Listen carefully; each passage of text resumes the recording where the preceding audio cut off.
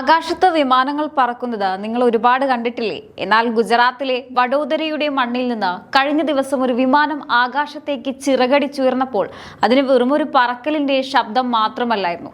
അത് ഈ രാജ്യത്തെ പുച്ഛിച്ചവർക്കും ഇന്ത്യക്ക് ഇതൊന്നും പറ്റില്ല എന്ന് പറഞ്ഞ് വിദേശ രാജ്യങ്ങളുടെ മുന്നിൽ എപ്പോഴും കൈനീട്ടണമെന്ന് വാശി പിടിച്ചവർക്കും നേരെയുള്ള വലിയൊരു ഉയർന്നു കേട്ട ഒരു മാസ് മറുപടിയായിരുന്നു. 9 ടൺ ഭാരവും ചുമന്ന് അതിർത്തിയിലെ കൊടും മലനിരകളിൽ ശത്രുവിന്റെ നെഞ്ചിലേക്ക് പറന്നിറങ്ങാൻ വഡോദരയിൽ ഇന്ത്യ സ്വന്തമായി നിർമ്മിച്ച ആകാശത്തെ ആ പുതിയ ആയുധം C-295 വിമാനം കന്നിപ്പറക്കൽ നടത്തുമ്പോൾ അത് കേവലം ഒരു സാങ്കേതിക വിദ്യയുടെ വിജയമല്ല, അത് അസാധ്യമായതിനെ സാധ്യമാക്കി കാണിച്ച നരേന്ദ്രമോദി എന്ന ഭരണാധികാരിയുടെ നിശ്ചയദാർഢ്യത്തിന്റെ വിജയമാണ്.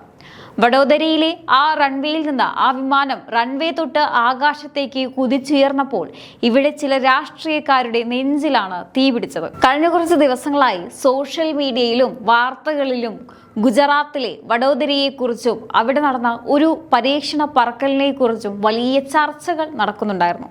പക്ഷേ യഥാർത്ഥത്തിൽ എന്താണ് അവിടെ സംഭവിച്ചത്, എന്താണ് ഈ വിഷയത്തിന്റെ ആഴമെന്ന് പലർക്കും ഇപ്പോഴും കൃത്യമായി അറിയില്ല. പലരും വിചാരിക്കുന്നത് ഇത് സാധാരണ പോലെ എവിടുന്നോ വാങ്ങിയ ഒരു വിമാനം ഇവിടെ കൊണ്ടുവന്ന് പറപ്പിച്ചു എന്നാണ്. എന്നാൽ സുഹൃത്തുക്കളെ, കഥ അതല്ല. നിങ്ങൾ വിചാരിക്കുന്നതിലും എത്രയോ വലുതാണ്, എത്രയോ മാസാണ് വഡോദരയിൽ സംഭവിച്ചിരിക്കുന്ന കാര്യം. അത് തുടക്കം മുതൽ കൃത്യമായി അറിഞ്ഞാലേ എന്തുകൊണ്ടാണ് ചില രാഷ്ട്രീയക്കാർക്ക് ഇതിൽ ഇത്രയധികം പൊള്ളുന്നതെന്നും എന്തുകൊണ്ടാണ് ഓരോ ഇന്ത്യക്കാരനും ഇതിൽ അഭിമാനിക്കേണ്ടതെന്നും മനസ്സിലാകും. അതുകൊണ്ട് നമുക്ക് കാര്യത്തിലേക്ക് വരാം. നമ്മുടെ ഇന്ത്യൻ വ്യോമസേനയുടെ പക്കൽ പതിറ്റാണ്ടുകളായി ചരക്കുകളും സൈനികരെയും കടത്താൻ ഉപയോഗിച്ചിരുന്ന ആവ്രോ 748 എന്ന് പറയുന്ന പഴയകാല ഗതാഗത വിമാനങ്ങളുണ്ട്. കാലപ്പഴക്കം കൊണ്ട് അവ മാറ്റേണ്ട സമയം അതിക്രമിച്ചിരുന്നു. അങ്ങനെയാണ് ഇന്ത്യൻ വ്യോമസേനയ്ക്ക് പുതിയ കരുത്തൻ വിമാനങ്ങൾ വാങ്ങാൻ ഭാരത സർക്കാർ തീരുമാനിക്കുന്നത്. ഇതിനായി ലോകത്തിലെ തന്നെ ഏറ്റവും വലിയ വ്യോമയാന കമ്പനിയായ എയർബസുമായി 21,000 കോടി രൂപയുടെ ഒരു വമ്പൻ കരാറിൽ ഇന്ത്യ ഒപ്പുവെച്ചു. കരാർ പ്രകാരം 56 അത്യാധുനിക C-295 സൈനിക ഗതാഗത വിമാനങ്ങളാണ് ഇന്ത്യക്ക് വേണ്ടത്. ഇതിൽ ആദ്യത്തെ 16 വിമാനങ്ങൾ സ്പെയിനിലെ എയർബസ് കമ്പനി നേരിട്ട് നിർമ്മിച്ച് ഇന്ത്യക്ക് കൈമാറി. എന്നാൽ ബാക്കിയുള്ള 44 വിമാനങ്ങളുടെ കാര്യത്തിലാണ് നരേന്ദ്രമോദി എന്ന ഭരണാധികാരി തന്റെ തനി മാസ് കളി പുറത്തെടുത്തത്. ആ 40 വിമാനങ്ങൾ വിദേശത്ത് നിന്ന് വാങ്ങില്ല, പകരം ആ സാങ്കേതിക വിദ്യ ഇന്ത്യക്ക് കൈമാറണം. അത് ഇന്ത്യൻ മണ്ണിൽ വെച്ച് ഇന്ത്യക്കാർ തന്നെ നിർമ്മിക്കണമെന്ന കടുത്ത നിബന്ധന മോദി സർക്കാർ മുന്നോട്ട് വെച്ചു. അങ്ങനെയാണ് ഗുജറാത്തിലെ വഡോദരയിൽ ടാറ്റ അഡ്വാൻസ്ഡ് സിസ്റ്റവുമായി ചേർന്ന് എയർബസ് കമ്പനി ഒരു അത്യാധുനിക ഫാക്ടറി സ്ഥാപിക്കുന്നത്. ഇന്ത്യൻ പ്രതിരോധ ചരിത്രത്തിൽ ആദ്യമായി ഒരു സ്വകാര്യ കമ്പനി പൂർണ്ണതോതിൽ ഒരു സൈനിക വിമാനം നിർമ്മിക്കാൻ പോകുന്ന വിപ്ലവത്തിനായിരുന്നു അവിടെ തുടക്കം കുറിച്ചത്.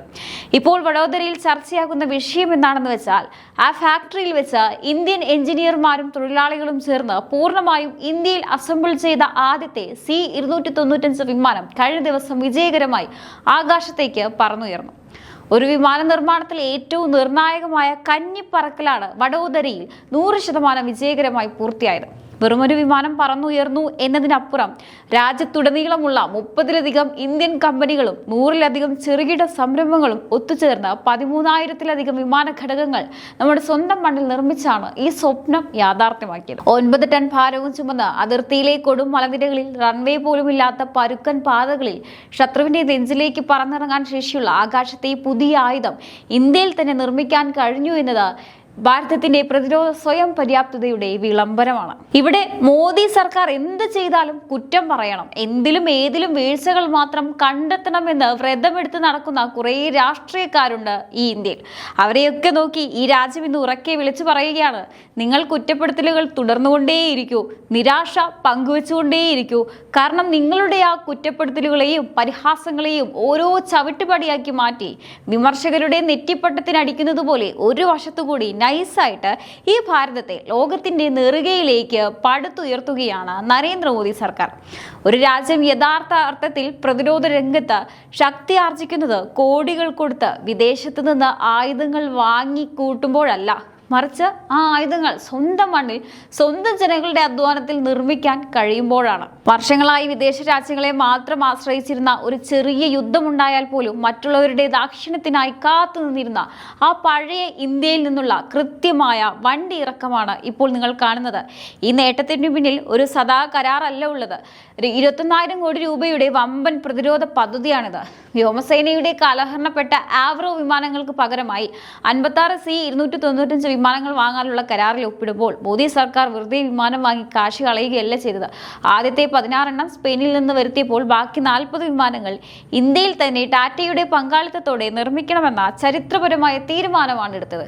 ഒരു സ്വകാര്യ ഇന്ത്യൻ കമ്പനി പൂർണ്ണ തോതിൽ സൈനിക വിമാനം നിർമ്മിക്കുന്ന ചരിത്രത്തിലെ ആദ്യത്തെ സംഭവമാണിത്. പൊതുമേഖലാ സ്ഥാപനങ്ങളുടെ ചുവപ്പ് നാടകളിൽ കുരുങ്ങി വർഷങ്ങളോളം ഇഴഞ്ഞു നീങ്ങിയിരുന്ന പ്രതിരോധ ഉൽപാദന മേഖലയെ സ്വകാര്യ പങ്കാളിത്തത്തോടെ മോദി സർക്കാർ അഴിച്ചു പണിതപ്പോൾ പിറന്നത് പുതിയൊരു ചരിത്രമാണ്. ഇതൊക്കെ കാണുമ്പോൾ ഇന്ത്യയുടെ തെറ്റുകൾ മാത്രം കണ്ടുപിടിക്കാൻ ദൂരദർശിനിയും വെച്ച് കാത്തിരിക്കുന്ന രാഹുൽ ഗാന്ധി ഉൾപ്പെടെയുള്ള പ്രതിപക്ഷ നേതാക്കൾ ഇതൊന്ന് വന്ന് കാണണം. പാർലമെന്റിലും തെരുവിലും വിദേശ മണ്ണിലും ഇരുന്ന് ഇന്ത്യയിൽ ജനാധിപത്യമില്ല, ഇന്ത്യയിൽ വികസനമില്ല, ഇന്ത്യ തകരുകയാണെന്ന് പറഞ്ഞ് വിലപിക്കുന്നവർ വഡോദരയിലേക്ക് വരണം. ആ പ്ലാന്റിൽ ഒന്ന് കയറി നോക്കണം. രാജ്യത്തുടനീളമുള്ള 30-ലധികം വൻകിട കമ്പനികളും 100 കണക്കിന് ചെറുകിട ഇടത്തര സംരംഭങ്ങളും ഒത്തുചേർന്ന് 13,000-ലധികം വിമാന ഘടകങ്ങൾ ഇന്ത്യയിൽ തന്നെ നിർമ്മിച്ച് ഈ വിമാനം ആകാശത്തേക്ക് ഉയർത്തുമ്പോൾ അതിൽ രാജ്യത്തെ ആയിരക്കണക്കിന് യുവാക്കളുടെ വിയർപ്പുണ്ട്, തൊഴിലുണ്ട്. മേക്ക് ഇൻ ഇന്ത്യ എന്ന് മോദി പ്രഖ്യാപിച്ചപ്പോൾ അതിനെ പരിഹസിച്ചവർ, വെറും സിംഹത്തിന്റെ ലോഗോ മാത്രം ഉണ്ടാക്കിയാൽ മതിയോ എന്ന് ചോദിച്ചവർ, ഈ വിമാനത്തിന്റെ എഞ്ചിൻ ഇരുമ്പുമ്പോൾ ആ ശബ്ദം കേൾക്കണം. കാരണം ഇത് ഇന്ത്യക്കാരുടെ അഭിമാനമാണ്. നിങ്ങളുടെ രാഷ്ട്രീയ വിരോധം തീർക്കാൻ രാജ്യത്തിന്റെ നേട്ടങ്ങളെ ചെറുതാക്കി കാണിക്കുന്ന പ്രവണത ഇനി അവസാനിപ്പിക്കണം. ഈ വിമാനം ഒരു സാധാരണ ഗതാഗത വിമാനമല്ല, ലോകം മുഴുവൻ ബഹുമാനിക്കുന്ന ഒരു മൾട്ടി റോൾ ടാക്ടിക്കൽ വിമാനമാണിത്. റൺവേ ഇല്ലാത്ത പരുക്കൻ മലനിരകളിൽ പോലും പരുന്തിനെ പോലെ പറന്നിറങ്ങാൻ ഇതിന് കഴിയും. ചൈന അതിർത്തിയിലും പാകിസ്ഥാൻ അതിർത്തിയിലും നമ്മുടെ സൈനികർക്ക് അതിവേഗം ആയുധങ്ങളും ചരക്കുകളും എത്തിക്കാൻ അടിയന്തര ഘട്ടങ്ങളിൽ രക്ഷാപ്രവർത്തനം നടത്താൻ ഇതിലും മികച്ചൊരു കരുത്ത് ഇനി ഇന്ത്യൻ വ്യോമസേനയ്ക്ക് കിട്ടാനില്ല.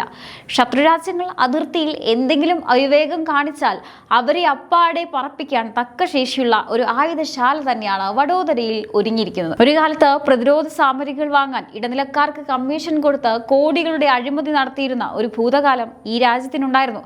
അക്കാലത്ത് വിമാനങ്ങളും ആയുധങ്ങളും വരാൻ ദശാബ്ദങ്ങൾ കാത്തിരിക്കണമായിരുന്നു. എന്നാൽ ഇന്ന് തീരുമാനങ്ങൾ അതിവേഗമെടുക്കുന്നു, അത് കൃത്യസമയത്ത് നടപ്പിലാക്കണം. ഇതാണ് പുതിയ ഇന്ത്യ. ഒരിക്കൽ ഇറക്കുമതിയെ മാത്രം ആശ്രയിച്ചിരുന്ന ഇന്ത്യ ഇന്ന് അത്യാധുനിക സൈനിക വിമാനങ്ങൾ സ്വന്തം മണ്ണിൽ നിർമ്മിച്ച് ലോകത്തിന് മാതൃകയാവുകയാണ്. എന്തായാലും ഈ ഒരു വിഷയത്തെക്കുറിച്ചുള്ള നിങ്ങളുടെ അഭിപ്രായങ്ങൾ തീർച്ചയായിട്ടും താഴെ കമന്റ് ബോക്സിൽ രേഖപ്പെടുത്തുക. മറ്റൊരു വിഷയമായി വീണ്ടും കാണാം. നന്ദി.